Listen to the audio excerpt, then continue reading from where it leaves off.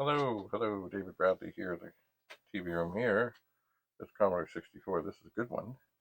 So I've taken all the chips out of. Why? Because here, I have another one. I sprayed it with chemicals to clean it, but it was not coming up. And so far, I have indeed found there were three bad chips. Three, count them three. Now this is going to be tenuous. I had trouble.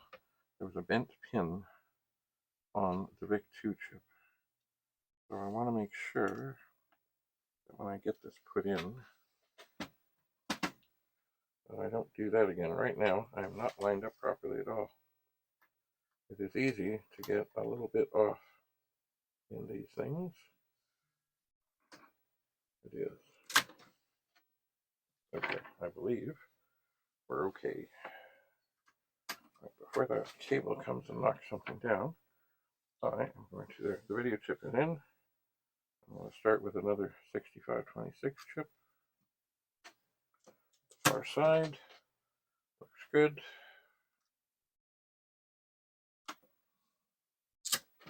Looks good.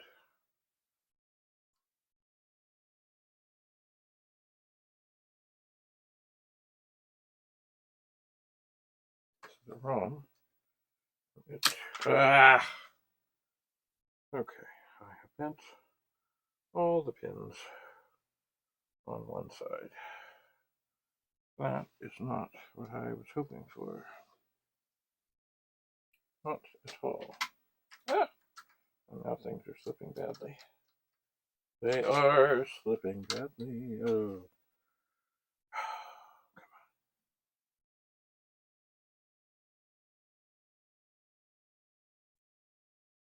Slipping badly.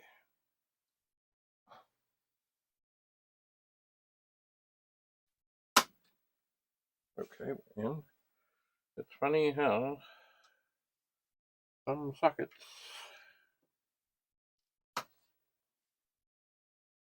wait a sec, what am I doing?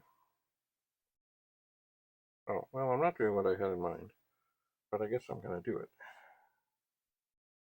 Now I've lost track of what I'm doing.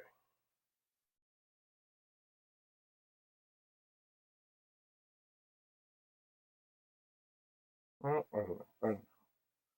Okay, yeah, I guess I was, yeah, these are the ones I took out. Okay, fine, yes. These are the chips I just took out. The whole chip set from the other with new chips or replacement chips, replacing the bad ones. ROMs are in. 6510 is going in. Now, this is the PLA. This thing is reversed. Look, I see U18. I want U17. No U18. No way, no how. Okay, that's in. Now, if those three defective chips were all that is wrong, then this should come to life. If not, then I will be sad.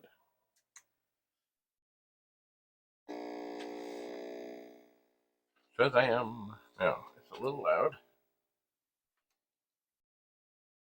but it does seem okay. Let's see now. What I could do now, there's a SID chip.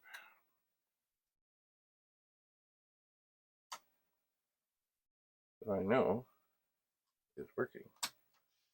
We'll see.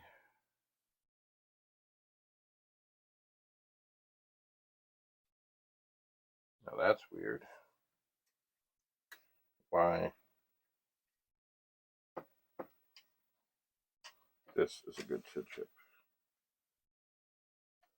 And it didn't come up.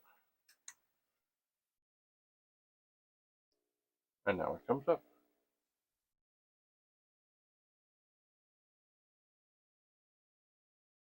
Baffling. Absolutely baffling. I know this is a good one. Let's try that again. It's making a lot of buzzing. Okay, it's in. And now we'll see what's what.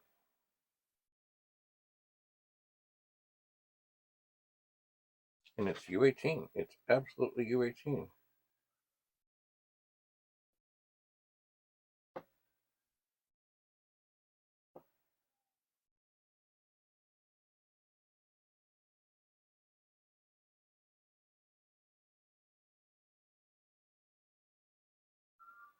Oh man. This is strange. I've never had such SID chip issues before. Okay, turn this back on. Hopefully it will come up, and it does. Alright, I'm going to give this SID chip, I'm sure I've done this already to this one, but I'm going to tidy up the pins a little bit with an eraser from a pencil.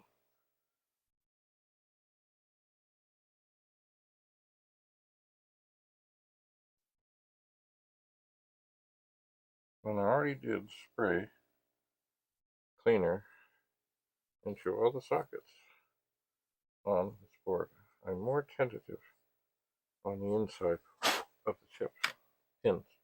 I am, and some of them are a little bit bent from the experience of the eraser, so I will tweak them ever so gently. I shall. Oh yeah. They all seem to get a little bit bent. Just a little wee bit bent.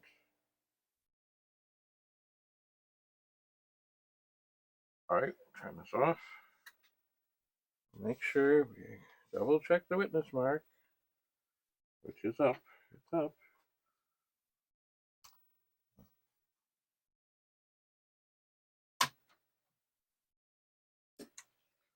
Alright, will we come up? And now we do. That is peculiar. Alright, put the diagnostic cartridge in, and we'll turn it on. And I don't know which one we're on.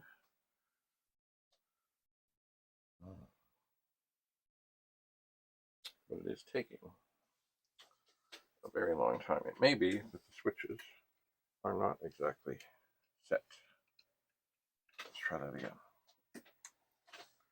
We're on the dead test, which does take longer to come up. Now, it is also possible, because this is not coming up.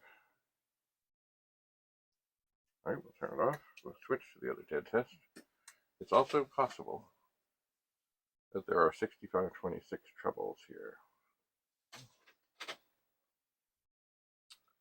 Very possible. Okay, we'll switch to the diagnostics, and we'll turn this on, and we'll see if anything comes up. And we see nothing, so we'll turn it off. We'll switch again,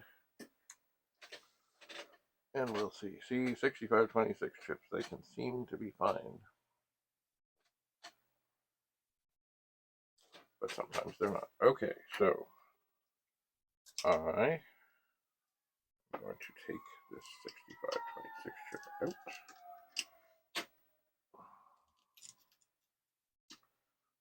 It's all looking good. I'll set it over here, and I'll grab this other one.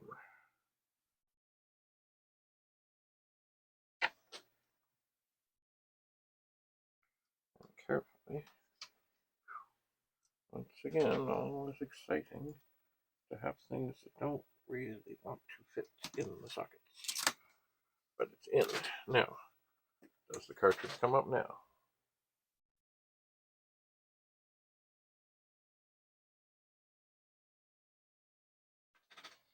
And it would seem the answer is no. Alright. Well, I'll pop this one out. One thing at a time, set it here in the same configuration. Sometimes, if you don't have an extra 64 around, you can get some things like this working by just swapping the position of these two chips. Because if part of a chip is not working, it might do something different when you do this. And so far, we are not there. Okay.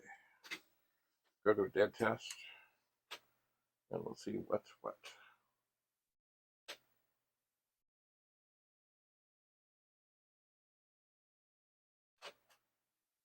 does seem to be taking too long.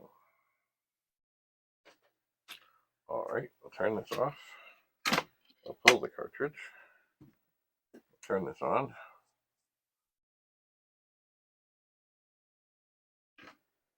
Oh, what's going on here?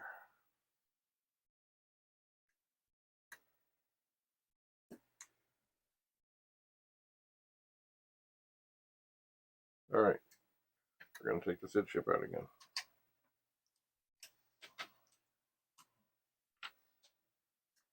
And we'll turn it on.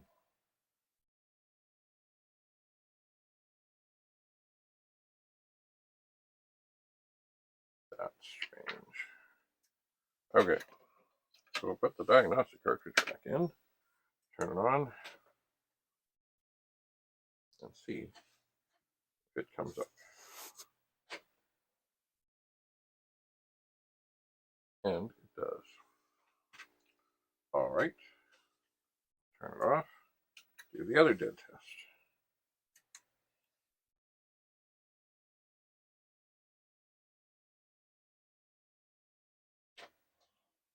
And it comes up. Oh, this is strange. And what else?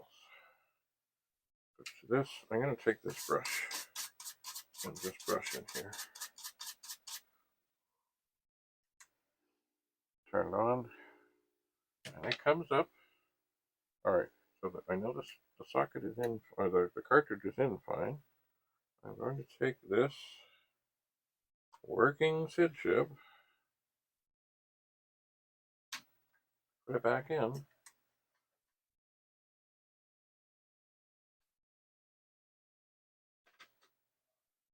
This is weird. The big chip is mighty warm.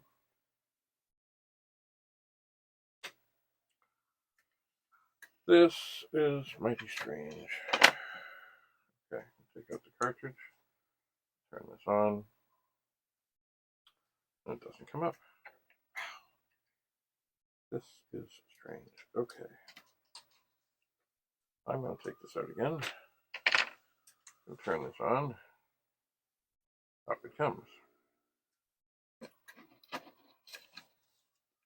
Alright, we're going to put the cartridge back in. Oh, well, I got it on the wrong thing here. Hang